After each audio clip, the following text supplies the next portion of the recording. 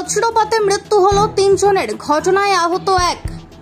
তীব্র দাবদাহ মাঝে পুরুলিয়ায় একাধিক জায়গায় বিক্ষিপ্ত বৃষ্টির সাথে বজ্রপাত। এদিন সেই বজ্রপাতের ঘটনায় জেলার একাধিক এলাকায় বজ্রপাতে মৃত্যু হয় 3 জনের। জানা গিয়েছে, শনিবার বিকেলে বড়াবাজার থানার বানচোড়া অঞ্চলের বান্দোয়ান গ্রামে ঝড় বৃষ্টির সময় বছর 20 দীপক রাজওয়ার এবং বছর 17 শিবচরণ কর্মকার একটি তেঁতুল গাছের নিচে বসেছিল।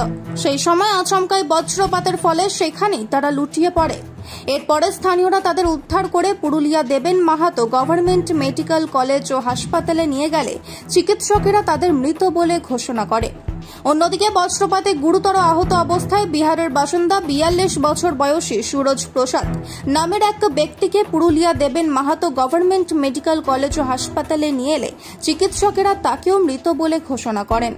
এছাড়াও পঞ্চার জয়নগর গ্রামে 34 বছর বয়সী প্রিয়া সিং সর্দার নামে এক মহিলা বজ্রপাতে আহত হয়েছেন, তাকে বাঁকুড়াতে চিকিৎসার জন্য নিয়ে যাওয়া হয়।